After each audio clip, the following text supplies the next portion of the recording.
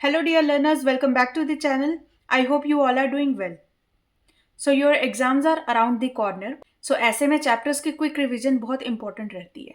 सो इसीलिए आज से मैं स्टार्ट करने जा रही हूँ रिवीजन सीरीज, जिसमें कि हर दिन मैं एक वीडियो में एक चैप्टर को कंप्लीट करा दूंगी. सो ये रिवीजन सीरीज इंपॉर्टेंट क्यों हो जाती है? क्योंकि इस सीरीज में हम सारे बेसिक कॉन्सेप्ट्स को लेते हुए जल्दी से जल्दी अपने चैप्टर को रिवाइज करेंगे, सो दैट आपके जितने भी कॉन्सेप्ट्स हैं वो ब्रशअप भी हो जाए, कहीं कुछ डाउट है तो वो आपका क्लियर भी हो जाए और आप जल्दी से पूरे चैप्टर को कंप्लीट कर पाएँ. सो आज हम स्टार्ट करने वाले हैं अपने फर्स्ट चैप्टर से, दैट इज़ रियल नंबर्स. सो आज हम इस चैप्टर को कंप्लीट करेंगे बिल्कुल बेसिक से स्टार्ट करते हुए. सो स्टार्ट करते हैं. सबसे पहले हम देखेंगे हमारे बिल्कुल बेसिक से कॉन्सेप्ट. सबसे पहला है हमारा नेचुरल नंबर्स. नेचुरल नंबर्स क्या होते हैं? बहुत पहले से पढ़ते आ रहे हैं हम. वही सारे नंबर्स जो हमारे वन से स्टार्ट होते हैं. Number starting from one, one two infinity, सारे नंबर्स को हम बोलते हैं नेचुरल नंबर्स. होल नंबर क्या होते हैं? स्टार्टिंग फ्रॉम जीरो, जीरो से लेकर फिर इन्फिनिटी तक सारे होल नंबर होते हैं. मतलब होल नंबर में हम बोल सकते हैं कि नेचुरल नंबर भी कंसिस्ट करते हैं, क्योंकि नेचुरल नंबर तो वन से स्टार्ट होते हैं, होल नंबर हमारे जीरो से स्टार्ट होते हैं. देन आता है हमारा इंटीजर्स. इंटीजर्स होते हैं सारे नंबर्स जो कि पॉजिटिव भी होंगे, नेगेटिव भी होंगे और जीरो भी इंक्लूड होगा. मतलब जितने भी हमारे नंबर लाइन में नंबर्स होते हैं वो सारे नंबर्स को हम इंटीजर्स कहते हैं. इंटीजर्स में हमारे पास आगे क्लासिफिकेशन रहती है पॉजिटिव इंटीजर्स और नेगेटिव इंटीजर्स में.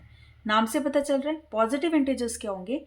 वो सारे नंबर्स जो कि पॉजिटिव हैं, +1 +2 +3 प्लस इन्फिनिटी तक सभी नंबर्स को हम बोलेंगे positive integers. Then negative integers क्या होते हैं? वो सभी नंबर्स जो कि नेगेटिव हैं, -1 -2 -3 अप टू माइनस इन्फिनिटी तक सभी नंबर्स को हम बोलेंगे नेगेटिव इंटीजर्स. और इंटीजर्स की पूरी फैमिली में पॉजिटिव इंटीजर्स, नेगेटिव इंटीजर्स के साथ साथ जीरो भी इंक्लूड होता है. तो ये चीज़ का ध्यान रखना. देन हमारे पास आएगा फ्रैक्शंस. अब फ्रैक्शंस समझा तो हमने बहुत बार है, लेकिन फिर भी एक छोटी सी कंफ्यूजन रहती है. एक छोटा सा बेसिक कॉन्सेप्ट है जो क्लियर नहीं होता. फ्रैक्शन हमारे होते हैं वो सभी नंबर्स जिनको हम रिप्रेजेंट करते इन द फॉर्म ऑफ p/q, लेकिन they can never be negative. Fractions कभी भी नेगेटिव नहीं होती, क्योंकि जब मैंने यहाँ पे लिखा कि हम p/q की फॉर्म में रिप्रेजेंट करते हैं, आप सबके माइंड में सबसे पहले रैशनल नंबर क्लिक किया होगा. आपको याद आया होगा कि हमने तो रैशनल नंबर में भी पढ़ा था कि p/q की फॉर्म में रिप्रेजेंट करते हैं. तो फ्रैक्शन रैशनल नंबर से डिफरेंट कैसे है? इसीलिए डिफरेंट है कि फ्रैक्शंस कभी भी नेगेटिव नहीं होता, लेकिन हमारे रैशनल नंबर्स नेगेटिव हो सकते हैं. अब फ्रैक्शंस नेगेटिव क्यों नहीं होता? जल्दी से इसको मैं समझा देती हूँ. क्योंकि फ्रैक्शन की अगर हम बात करें, फ्रैक्शन होता क्या है? किसी भी होल पार्ट का छोटा सा पार्ट जो हम लेंगे उसको हम बोलते हैं फ्रैक्शन. जैसे अगर हमने एक सर्कल को 4 पार्ट्स में डिवाइड किया, इस तरह से डिवाइड किया, और मैं बोल रही हूँ कि मैं इस पार्ट की बात कर रही हूँ. ये पार्ट मेरा हो जाएगा 1/4. तो हमने क्या किया? होल में से एक छोटा सा पार्ट लिया. तो इसीलिए ये कभी भी नेगेटिव तो नहीं हो सकता. तो ये ध्यान रखना, fractions can never be negative. Rational numbers क्या होते हैं? Rational numbers represented in the form of p/q, where q can never be equal to zero. q हमारा जीरो नहीं हो सकता क्योंकि डिनोमिनेटर में है. डिनोमिनेटर में अगर जीरो होगा तो वह नंबर हमारा एग्जिस्ट नहीं करेगा.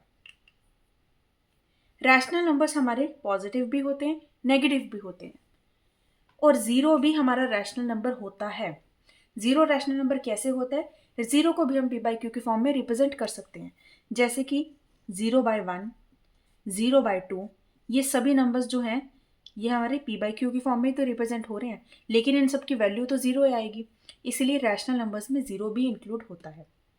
देन आता है हमारा इरेशनल नंबर. इरेशनल नंबर्स क्या होते हैं? वो सभी नंबर्स जिनको हम p/q की फॉर्म में रिप्रेजेंट नहीं कर सकते. फॉर एग्जाम्पल √2, √3, √15, ये सभी नंबर्स हमारे हैं इरेशनल नंबर्स. मतलब कि अगर आपके रूट में कोई भी परफेक्ट स्क्वायर नहीं है, वो सभी नंबर्स होंगे हमारे इरेशनल नंबर्स. ठीक है. रूट में अगर परफेक्ट स्क्वायर है, परफेक्ट स्क्वायर मतलब 2 का स्क्वायर 4 है, तो अगर रूट में 4 है तो वो हमारे पास इरेशनल नंबर नहीं होगा. अगर हमारे पास 9 है रूट में तो वो इरेशनल नंबर नहीं होगा, क्योंकि 9 क्या है? 3 का स्क्वायर है. तो ये जो सारे नंबर्स जो किसी के स्क्वायर हैं उसको हम बोलते हैं परफेक्ट स्क्वायर. तो अगर रूट के अंदर परफेक्ट स्क्वायर है तो वो इरेशनल नंबर नहीं है, लेकिन अगर परफेक्ट स्क्वायर नहीं है तो वो इरेशनल नंबर है. अब चाहे ये प्राइम नंबर हो या कंपोजिट नंबर हो, सभी होंगे इरेशनल नंबर. अब प्राइम नंबर क्या होते हैं, कंपोजिट नंबर क्या होते हैं? ये भी हम जानेंगे, लेकिन उससे पहले हमें समझना पड़ेगा एक और कॉन्सेप्ट जो कि है हमारा फैक्टर और मल्टीपल्स का।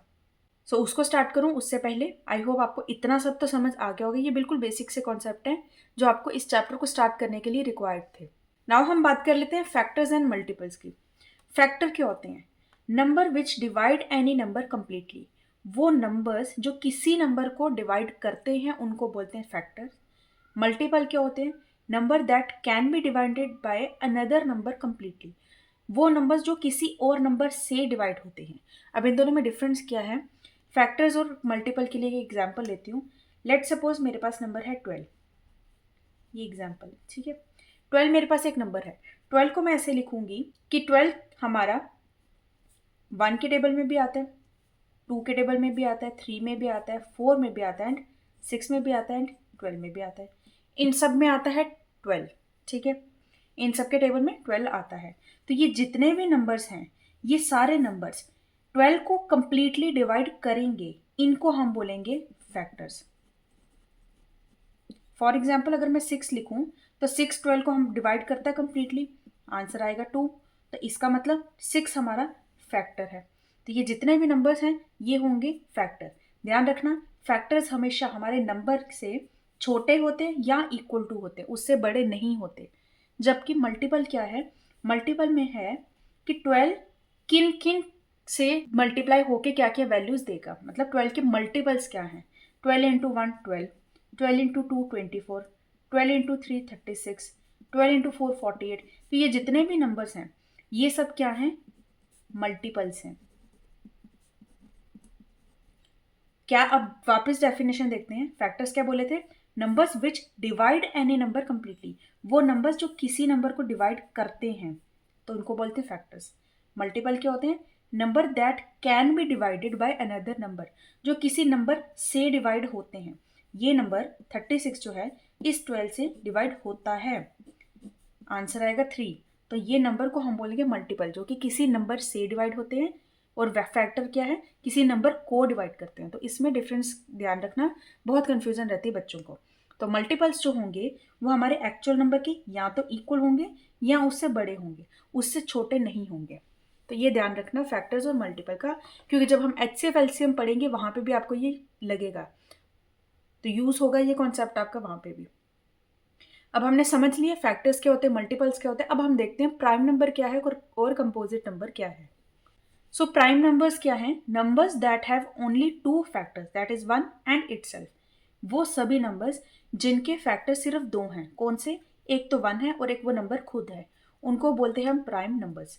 तो फैक्टर अब आपको समझ आ गया ना क्या होता है।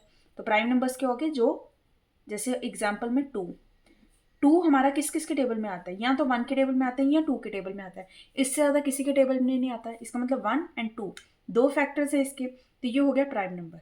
3 की बात करूँ, 3 1 के टेबल में भी आता है, 3 के टेबल में भी आता है, 2 के टेबल में, 2 नंबर्स के टेबल में आता है, तो 2 फैक्टर्स हो गए। इसका मतलब 3 हमारा प्राइम नंबर है, ठीक है। कंपोजिट नंबर्स क्या होते हैं? नंबर्स दैट हैव एटलीस्ट 3 और मोर फैक्टर्स। वो सभी नंबर्स जिनके 3 या 3 से ज़्यादा फैक्टर्स हैं उनको बोलते हैं कंपोजिट नंबर। 3 से कम होंगे तो प्राइम नंबर है, 3 से ज़्यादा है तो वो कंपोजिट नंबर है, या 3 के इक्वल है तब भी कंपोजिट नंबर है। एग्जाम्पल के लिए 4 ले लेते हैं। 4 हमारा 1 के टेबल में भी आएगा, 2 के टेबल में भी आएगा और 4 के टेबल में भी आएगा। तो 3 फैक्टर्स हो गए, इसलिए ये कंपोजिट नंबर है। सो ये बेसिक्स हमने सारे कर लिए। अब हम देखते हैं इस चैप्टर का first topic, that is fundamental theorem of arithmetic. Fundamental theorem of arithmetic statement क्या है इसकी? Every composite number can be expressed as the product of primes and this factorization is unique apart from the order in which the prime factors occur. क्या बोला है इसमें? हमें बोला है कि हर एक कंपोजिट नंबर जो है उसको हम एक्सप्रेस कर सकते हैं प्रोडक्ट ऑफ प्राइम्स के फॉर्म में। प्राइम नंबर्स के प्रोडक्ट के फॉर्म में हम कंपोजिट नंबर को एक्सप्रेस कर सकते हैं। और ये जो फैक्टराइजेशन होगी, फैक्टर्स की फॉर्म में जो हम रिप्रेजेंट कर रहे हैं, ये वाली जो फैक्टराइजेशन होगी ये यूनिक होगी। ऑर्डर आपका कुछ भी होगा चलेगा। एग्जाम्पल, नंबर है हमारे पास 12। 12 हमारा कंपोजिट नंबर है और 12 को हम ऐसे लिख सकते हैं 2 इंटू 2 इंटू 3, 2 2 ज़ा 4, 4 इंटू 3 12, ठीक है। तो इसको हम इस तरह से लिख सकते हैं। और ये जो 2 और 3 हैं ये तीनों नंबर्स क्या हैं? ये प्राइम नंबर्स ही हैं। तो क्या बोला? हर कंपोजिट नंबर को हम एक्सप्रेस कर सकते हैं प्रोडक्ट ऑफ प्राइम की फॉर्म में। और ये जो फैक्टराइजेशन है ये यूनिक है। यूनिक क्यों है? इसमें अगर मैं एक और 2 या एक और 3 या कोई भी नंबर ऐड कर देती हूँ और प्राइम नंबर को ऐड कर देती हूँ, तब ये जो वैल्यू आ जाएगी वो 12 के इक्वल तो नहीं आएगी। इसका मतलब 12 की फैक्टराइजेशन यही बनती है। ना ही इसमें हम कोई नंबर घटा सकते हैं, ना ही हम इसमें कोई नंबर बढ़ा सकते हैं। तो फैक्टराइजेशन इसकी यूनिक है।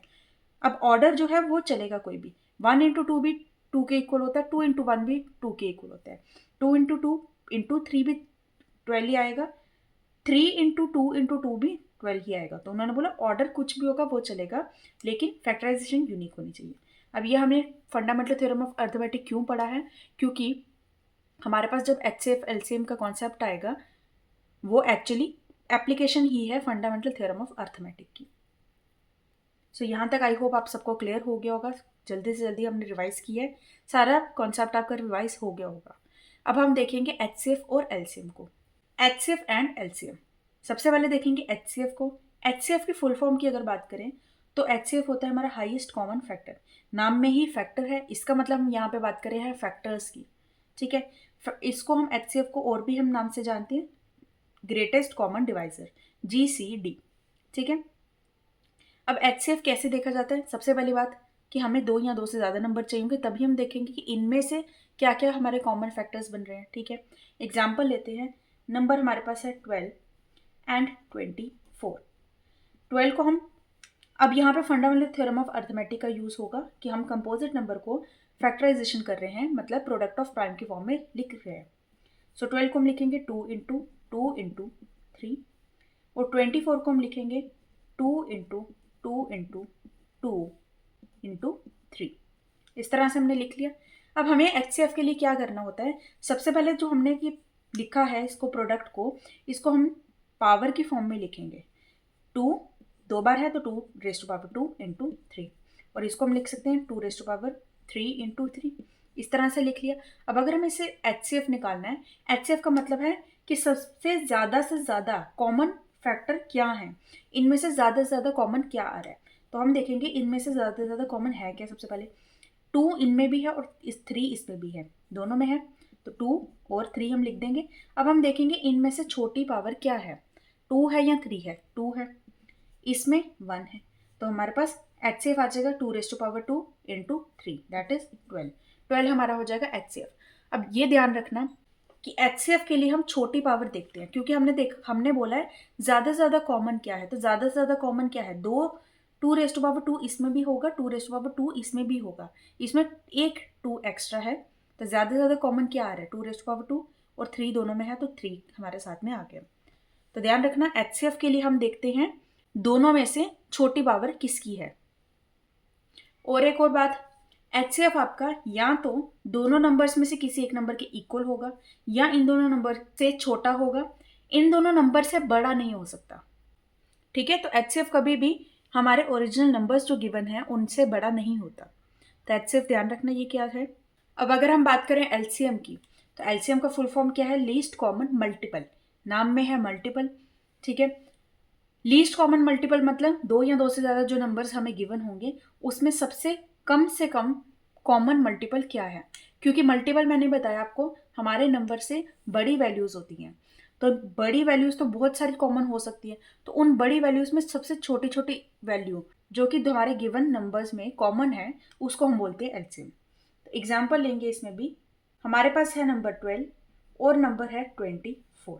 ये दोनों नंबर्स हैं, इसकी प्राइम फैक्टराइजेशन करेंगे तो 2 इंटू 2 इंटू 3, जिसको मैं ऐसे लिख सकती हूँ 2 रेज़ टू पावर 2 इंटू 3।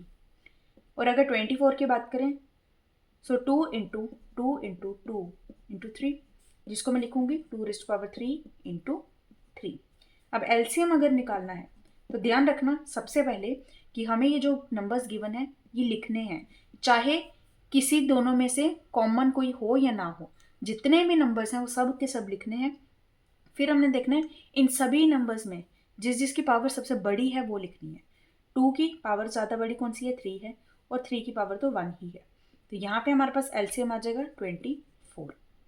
ठीक है, तो LCM के लिए क्या करना है हमने? जितने भी फैक्टर्स हैं, ये सब फैक्टर्स है ना हमारे 2 और 3, सभी फैक्टर्स को लिखना है और उन सब के फैक्टर्स की जो हाईएस्ट पावर है उनको लिखना है, वो हमारा हो जाएगा LCM। तो हमारा एलसीएम आ गया 24। अब एलसीएम के लिए क्या है कि एलसीएम हमारा या तो दोनों नंबर्स में से किसी एक के इक्वल होगा या इन दोनों से बड़ा होगा, इन दोनों से छोटा नहीं हो सकता। ठीक, सो आई होप आपको ये छोटी सी बात समझ आई है। अब हम इसमें देखेंगे इसकी कुछ properties. LCM of given number has to be greater than or equal to HCF of the same numbers। LCM जो होगा, नंबर्स जो गिवन होंगे उससे या तो बड़ी वैल्यू आएगी या HCF के इक्वल आएगी। जो भी हमारे पास HCF है उसी दो नंबर्स का या तो उसके इक्वल आएगी या बड़ी आएगी, कभी भी वो दो नंबर्स के छोटी नहीं हो सकती, वही मैंने आपको पहले ही भी बताया। दूसरा ये कि HCF is the factor of LCM। ये बहुत इंपॉर्टेंट है कि HCF जो होता है LCM का फैक्टर होता है। फैक्टर क्या होता है? फैक्टर होता है वो छोटा नंबर जो किसी नंबर को डिवाइड करता है। मतलब अगर हम बोलें 2 जो है, 2 फैक्टर है 12 का, क्योंकि 2 जो है वो डिवाइड करता है 12 को। तो वही बोला कि HCF जो है वो फैक्टर है LCM का, मतलब HCF जो है वो डिवाइड करेगा कंप्लीटली LCM को। अगर हम ये दो नंबर्स की बात करें, इनका HCF अभी हमने निकाला था वो था 12 और यहाँ पे LCM है 24। तो 12 24 को डिवाइड करता है ना कंप्लीटली, डिवाइड करके 2 आता वैल्यू। इसका मतलब जो हमारा HCF है वो फैक्टर होता है LCM का। ठीक है, तो मतलब या तो LCM HCF के इक्वल होगा या LCM HCF से बड़ा होगा। इक्वल होगा तब भी हम फैक्टर ही बोलेंगे HCF को, बड़ा होगा तब भी हम HCF को तो फैक्टर ही बोलेंगे। अगर कोई आपके पास MCQs बेस्ड क्वेश्चन आते हैं जिसमें आपको कुछ नंबर्स दिए गए हैं, आपको बताना है कि LCM हमारे पास ये है, बताओ इसमें से कि HCF कौन सा नहीं हो सकता। तो आपको देखना है कि वो जो आपके पास नंबर है वो LCM से डिवाइड हो रहा है या नहीं। अगर नहीं हो रहा, कंप्लीटली डिवाइड नहीं हो रहा, इसका मतलब वो जो नंबर है, वो जो HCF है वो फैक्टर नहीं है, और अगर फैक्टर नहीं है तो वो उसका HCF नहीं हो सकता। तो ये चीज़ का ध्यान रखना। कभी भी इस तरह के क्वेश्चन आएंगे तो आपको सबसे पहले इसको डिवाइड करके देखना है फैक्टर है या नहीं है। फैक्टर होना ही चाहिए। ठीक, अब HCF LCM रिलेटेड हमारे पास एक बहुत इंपॉर्टेंट फॉर्मूला होता है जिसके बेस पे हमारे पास क्वेश्चंस आते हैं। फॉर्मूला क्या है हमारा? हमारा फॉर्मूला है, अगर हमें दो नंबर्स गिवन है A और B, so A into B is equal to HCF of AB into LCM of AB। मतलब दो नंबर्स अगर गिवन है तो उन दोनों नंबर्स का जो प्रोडक्ट होगा वो किसके इक्वल होगा? वही दो नंबर्स के HCF इंटू वही दो नंबर के LCM के इक्वल। ठीक है, दो चीज़ें गिवन होंगी, तीसरी आपको फाइंड करने को बोला जाएगा, तो आपको वो करना है, बहुत ईजी आएगा वो क्वेश्चन। बस ध्यान रखना इस फॉर्मूले का, इंपॉर्टेंट है। नाउ HCF LCM हमने पढ़ लिया, लेकिन जब स्टेटमेंट बेस्ड क्वेश्चंस आते हैं तो हमें समझ नहीं आता कि कब हमें LCM फाइंड करना है, इसमें से कब हमें HCF फाइंड करना है। तो उसके लिए भी मैं आपको समझा देती हूँ एक बार बेसिक से। अब अगर हम बात करें HCF की, तो HCF की एप्लीकेशन क्या है, मतलब HCF हमारा किस किस केसेस में यूज हो सकता है। सबसे पहले तो अगर आपको कभी भी, सबसे पहले to find the largest number which will exactly divide A X Y and Z। अगर हमें कभी भी कोई बड़ा नंबर निकालना है जो कि डिवाइड करेगा एक्स वाई और जेड को, तीन नंबर्स या दो नंबर्स या ज़्यादा नंबर्स को डिवाइड करना है हमने, और हमें कोई नंबर देखना है कि बड़े से बड़ा कौन सा नंबर ऐसा है जो इन तीनों को डिवाइड कर सकता है, तो हमें निकालना है HCF। क्योंकि HCF की फुल फॉर्म भी क्या होती है? Highest common factor. बड़े से बड़ा कौन सा कॉमन नंबर है जो कि इन सबको डिवाइड करेगा, क्योंकि फैक्टर क्या होता है? जो किसी नंबर को डिवाइड करना है। तो ध्यान रखना, जब इस तरह का कोई क्वेश्चन आएगा जिसमें लार्जेस्ट नंबर निकालने को बोला है या हमें बोला है ज़्यादा से ज़्यादा कौन इनको डिवाइड कर सकता है, इस तरह का कुछ बोला है, तो आपको वहाँ पे HCF फाइंड करना है। सेकेंड थिंग कि अगर आपको कुछ क्वेश्चन स्टेटमेंट बेस्ड आता है जिसमें आपको कुछ आइटम्स को अरेंज करना है या डिस्ट्रीब्यूट करना है, मतलब हमें कोई बड़ी सी वैल्यू दी है, उसको हमें स्प्लिट करना है स्मॉलर सेक्शंस में, तो उस केस में हम HCF को फाइंड करते हैं। क्यों करते हैं? क्योंकि अगर हमें कोई बड़ी सी चीज़ दी है, सपोज करिए हमें बोला कि हमारे पास 35 टॉयज हैं, हमें उनको डिस्ट्रीब्यूट करना है अमंग 7 स्टूडेंट्स, तो हम कैसे करेंगे? हम सबको 5-5 देंगे। तो हम उसमें क्या करेंगे? हम देखेंगे कि हमारे यहाँ पे HCF क्या है। ऐसा क्यों होता है? क्योंकि अगर आपको कोई बड़ी सी चीज़ दी है और आपको बोला है कि इसको अरेंज करना है, तो अरेंज तो आप छोटी छोटी चीज़ों में करोगे, डिस्ट्रीब्यूट करने को बोला है तब भी आप किसी बड़ी चीज़ को डिस्ट्रीब्यूट करोगे तो इक्वली डिस्ट्रीब्यूट करोगे। तो इक्वली डिस्ट्रीब्यूट कितनों में करोगे वो आपको छोटा नंबर देखना है ना, मतलब ज़्यादा से ज़्यादा कौन सा ऐसा नंबर है जो कि वो बड़ी सी वैल्यू को डिवाइड कर सके, यही होता है। बड़ी सी वैल्यू को डिवाइड कर सके मतलब उस बड़े से नंबर का फैक्टर हो, तो हमें निकालना है HCF। या सिंपल, कभी भी आपको किसी चीज़ को छोटे सेक्शंस में स्प्लिट करना है, तो उसके लिए आप निकालोगे HCF। आई होप आपको साथ साथ बेसिक भी समझ आ रहा है कि इसमें कॉन्सेप्ट क्या लग रहा है। और अगर हम बात करें एलसीएम की, सो एलसीएम का एप्लीकेशन क्या है? To find the smallest number which is exactly divisible by X Y and Z. अगर हमें कभी कोई छोटा सा नंबर निकालना है जो कि एग्जैक्टली डिवाइड होता होगा इन सब से, इन तीनों से कोई डिवाइड होता है। अगर कोई नंबर किसी से डिवाइड होता है तो वो नंबर इससे तो बड़ा होगा, ठीक है। तो हमें छोटा से छोटा अगर कोई नंबर निकालना जो इन तीनों से डिवाइड होता होगा, उस केस में हम निकालेंगे एलसीएम। क्योंकि कोई ऐसा नंबर जो इन तीनों से डिवाइड होता होगा वो नंबर खुद तो बड़ा होगा। और मैंने बताया था एलसीएम जो होता है वो हमेशा बड़ी वैल्यू होती है। तो ऐसे भी ध्यान रखना कि जब भी आपको निकालना है कोई नंबर जो डिविजिबल बाय है, डिवाइड होता है इनसे, तो बड़ा नंबर ही छोटे से डिवाइड होता है, तो हमेशा हमें एलसीएम फाइंड करना है। फैक्ट एचसीएफ के लिए क्या बोला? जो डिवाइड करता है, ठीक है, which divides X Y Z, जो डिवाइड करता है वो नंबर खुद छोटा होगा तभी बड़े को डिवाइड करेगा ना, तो वहां पे निकालेंगे एचसीएफ, ठीक। सेकेंड केस, अगर आपके पास कुछ क्वेश्चंस आ जाते हैं जहां पर आपके दो एक्शंस रिपीट हो रहे हैं अलग अलग इंटरवल्स में, और हमें देखना है कि ये एक्शन वापस कब होगा। जैसे बेल रिंग कर रही है, सेम टाइम पे स्टार्ट हुई है, लेकिन एक बेल 5-5 मिनट बाद रिंग कर रही है, एक बेल आपकी 7-7 मिनट बाद रिंग कर रही है, और हमें देखना है कि ये दोनों बेल्स वापस कब एक साथ रिंग करेगी, तब हम निकालेंगे एलसीएम। क्योंकि अगर हम बोल रहे हैं 5-5 मिनट के बाद होती है, तो हम 5-5-5 अगर हम ऐड करेंगे या 5 का मल्टीपल देखेंगे और सिमिलरली 7 का मल्टीपल देखेंगे, तो उन दोनों मल्टीपल्स में क्या कॉमन आएगा, वो हमारा एलसीएम होगा। मल्टीपल्स की बात हो रही है, एलसीएम होगा, और वही एलसीएम जो होगा वही हमारा कॉमन पॉइंट होगा जहाँ पे ये आपका जहाँ पे आपका ये एक्शन जो है वापस अकर होगा, तो इसलिए एलसीएम निकालते हैं।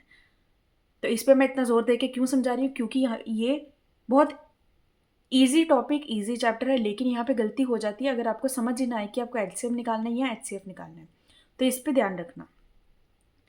सो इसी के साथ हमने रियल नंबर्स का एक पार्ट कंप्लीट कर लिया जहाँ पे हमारे पास एलसीएम एचसीएफ जैसे इंपॉर्टेंट टॉपिक्स थे। अब रियल नंबर का दूसरा पार्ट क्या है? इरेशनल नंबर्स का। तो एक बार देखते हैं कि इरेशनल नंबर्स क्या है, क्योंकि इरेशनल नंबर पे 100% एक ना एक क्वेश्चन तो आता ही आता है, प्रूफ का हमेशा आता है, तो उस पर आपको कमांड होनी चाहिए कि आपको कैसे वो प्रूफ करना है, तो वो भी एक बार बता देती हूँ। नाउ हम देखेंगे इरेशनल नंबर्स को, क्योंकि इरेशनल नंबर्स का प्रूफ श्योर शॉर्ट क्वेश्चन है, आपका आना ही आना है।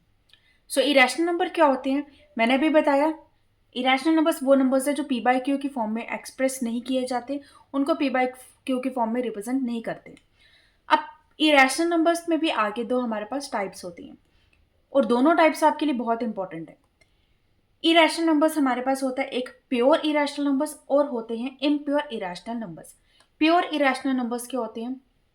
वो सभी नंबर्स जो सिर्फ इरेशनल हैं, मतलब जैसे √3 हो गया, √2 हो गया, √5 हो गया, ये सब के सब हमारे पास प्योर इरेशनल है। एक बार इम्प्योर इरेशनल नंबर को समझ जाओगे तो प्योर आपको खुद ही समझ आ जाएगा। तो प्योर तो सिंपल है, प्योर है। इम्प्योर क्या है? इनमें कुछ इम्प्योरिटी है। क्या इम्प्योरिटी है? इम्प्योर इरेशनल नंबर्स वो नंबर्स होते हैं जो कि रैशनल और इरेशनल से मिलकर बनते हैं। फॉर एग्जाम्पल, हमारे पास अगर नंबर है 5√2, ये एक नंबर लिया मैंने, ठीक है, ये देख के तो पता चल रहा है कि ये इरेशनल नंबर्स है, लेकिन ये कैसा इरेशनल नंबर है? ये है आपका इम्प्योर इरेशनल नंबर, क्योंकि ये बना है आपका रैशनल और इरेशनल से मिलकर। ओके, अगर मैं बोलूं √24, √24 को मैं ऐसे भी लिख सकती हूं, √2 × 2 × 2 × 3, इसमें से 2 × 2 का जो पेयर है वो बाहर आ जाएगा, सो 2√3×2 = 6, ये आ जाएगा, ठीक है। अब ये क्या बना? रैशनल और इरेशनल को मिलाकर बना है हमारे पास √24। सो हम बोलेंगे √24 जो कि हमारे पास 2√6 है, ये आपके पास एक इरेशनल, इम्प्योर इरेशनल नंबर है, ठीक। ये एक्चुअली क्या है? मल्टीप्लीकेशन है रैशनल और इरेशनल की। उसी तरह से अगर हमारे पास कोई नंबर हो 2 + √5, ये भी इम्प्योर इरेशनल नंबर है क्योंकि रैशनल और इरेशनल को मिलाकर बना है। 3 - √7, ये भी इम्प्योर है।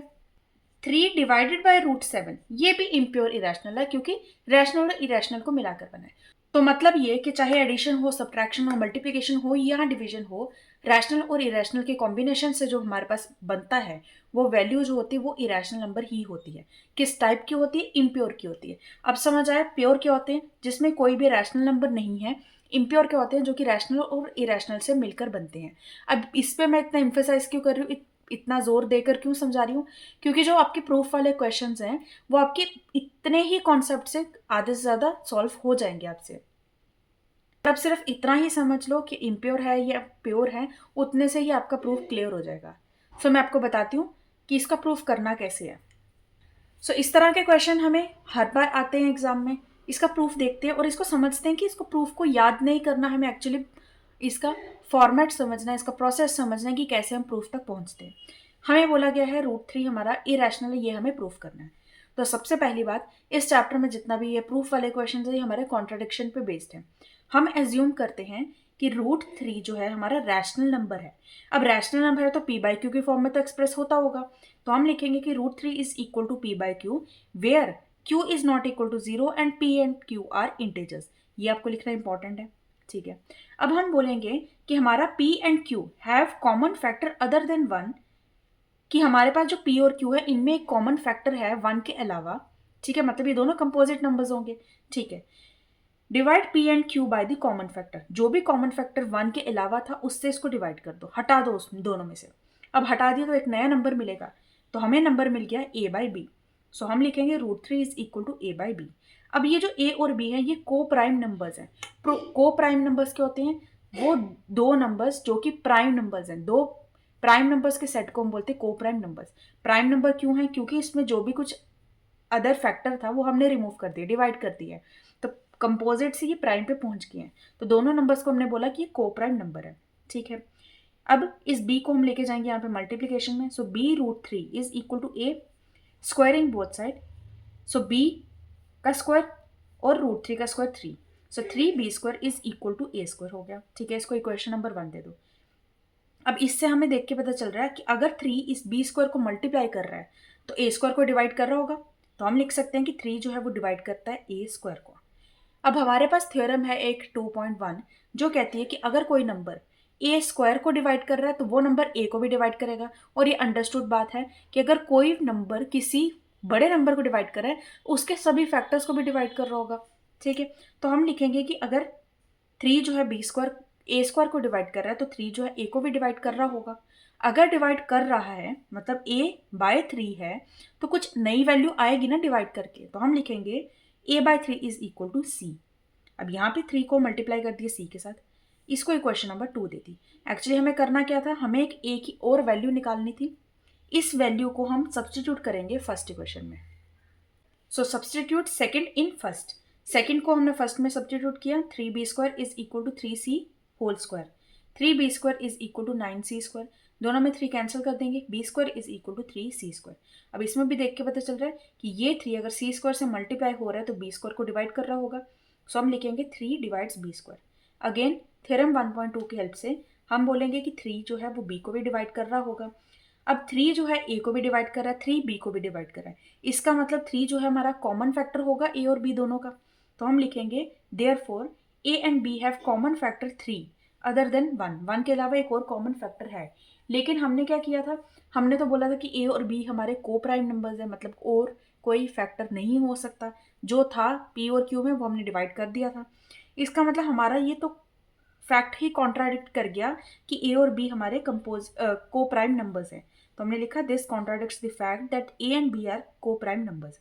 और अगर ये हमारा फैक्ट कॉन्ट्राडिक्ट कर गया है तो हमारी अजम्पशन भी कॉन्ट्राडिक्ट कर गई कि √3 हमारा रैशनल है। सो मतलब हमने जहां से क्वेश्चन को स्टार्ट किया था वही हमारा गलत हो गया, वही कॉन्ट्राडिक्शन हो गई। तो इसलिए √3 को हम बोलेंगे ये हमारी इरेशनल है। सो इस तरह के क्वेश्चन हमारे कॉन्ट्राडिक्शन बेस पे प्रूफ होते हैं। तो अब आपको समझना क्या है कि आपको √3 को या जो भी नंबर दिया होगा उसको रैशनल प्रूफ करना है, p/q की फॉर्म में होगा। अब उसमें से हमें को प्राइम बनाना है उसको, सो a/b की फॉर्म में आएगा। फिर हम क्रॉस मल्टीप्लिकेशन करके दिखाएंगे कि a को भी 3 डिवाइड कर रहा है, b को भी 3 डिवाइड कर रहा है, दोनों को डिवाइड कर रहा है, इसका मतलब दोनों को प्राइम नंबर्स नहीं है और वहां पर हमारी कॉन्ट्राडिक्शन आ जाएगी। सो इसको अच्छे से प्रिपेयर कर लेना, इस पे क्वेश्चन आएगा। अब ये हमारे पास √3 क्या था, प्योर इरेशनल नंबर। वैसे हमारे पास इम्प्योर इरेशनल नंबर के बेस पे भी क्वेश्चन आते हैं प्रूफ के, उसको भी एक बार देखते हैं। सो ये हमारे पास एक क्वेश्चन है, 5 माइनस √3 इज इरेशनल। सो ये हमारे पास इम्प्योर इरेशनल नंबर है। मैं क्यों इम्प्योर प्योर इतना ज्यादा समझा रही थी, क्योंकि जहां भी कहीं आपको इम्प्योर इरेशनल नंबर को प्रूफ करना होगा, वहां पे आपको जो इरेशनल नंबर दिख रहा है वो ऑलरेडी इरेशनल होता है, उसको अलग से प्रूफ नहीं करना होता, और उसकी अप्रोच थोड़ी सी डिफरेंट होती है। सो हम इसमें स्टार्ट वही करेंगे, हम बोलेंगे कि लेट 5 माइनस √3 इज रैशनल। अगर रैशनल है तो 5 माइनस √3 ए बाई बी की फॉर्म में एक्सप्रेस कर सकते हैं, where B can never be equal to 0 and A and B are integers. ठीक, अब हम क्या करेंगे, इस पूरी स्टेटमेंट में ये पूरी जो इक्वेशन बनी है इसमें से इरेशनल नंबर को अलग कर देंगे, रैशनल को एक साथ कर देंगे। So 5 minus A by B is equal to √3। अब हमने इसमें एलसीएम लेके 5b minus A divided by B is equal to √3 कर दिया। ये हमने क्यों किया, दिखाने के लिए कि ये हमारे पास √3 जो है p बाई क्यू की फॉर्म में एक्सप्रेस हो रहा है, न्यूमिनेटर बाई डिनोमिनेटर की फॉर्म में एक्सप्रेस हो रहा है।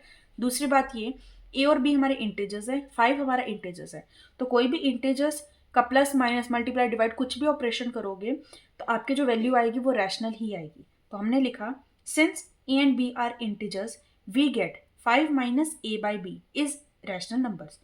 ए और बी हमारे इंटीजर्स हैं, इसलिए हम ऐसा कह सकते हैं कि हमारे पास ये जो वैल्यू है 5 माइनस ए बाई बी, ये हमारी रैशनल नंबर है। अब समझना क्या है कि अगर लेफ्ट हैंड साइड आपकी रैशनल है तो राइट हैंड साइड भी रैशनल होगी, तभी तो इक्वेशन बनी, बीच में इक्वल टू का साइन है। तो हम बोलेंगे कि अगर हमारा लेफ्ट हैंड साइड रैशनल है तो राइट हैंड साइड भी रैशनल होगा। √3 इज ऑल्सो रैशनल, और रीजन लिखना है क्योंकि लेफ्ट हैंड साइड रैशनल है तो राइट हैंड साइड को भी रैशनल होना पड़ेगा। लेकिन हमें इसमें पता है कि √3 हमारा इरेशनल नंबर है, वो हमें प्रूफ नहीं करना, वो ऑलरेडी हमें अंडरस्टूड होता है इम्प्योर इरेशनल नंबर के क्वेश्चंस में।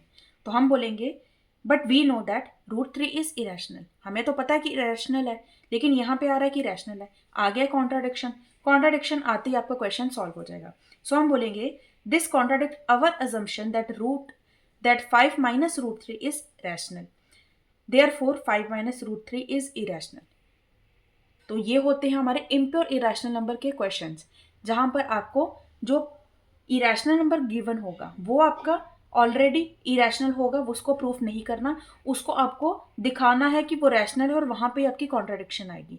यहाँ पे कोप्राइम वाला क्वेश्चन नहीं आएगा। ठीक है, अगर आपके पास कोई नंबर है जैसे 5√3, 5 इंटू √3, तो उसमें भी हम क्या करेंगे, हम बोलेंगे कि 5√3 हमारा p बाई क्यू की फॉर्म में है, उसमें से जो 5 है और √3 है उसको सेपरेट करेंगे, √3 को क्योंकि वो रैशनल नंबर है उसको अलग करेंगे, बाकी को अलग करेंगे। बाकी वाला आपका रैशनल प्रूफ हो जाएगा क्योंकि वो इंटीजर्स के फॉर्म में बना है, और √3 क्योंकि अलग है और वो इरेशनल है, वो भी रैशनल प्रूफ हो जाएगा और वहां पे आपकी कॉन्ट्राडिक्शन आ जाएगी।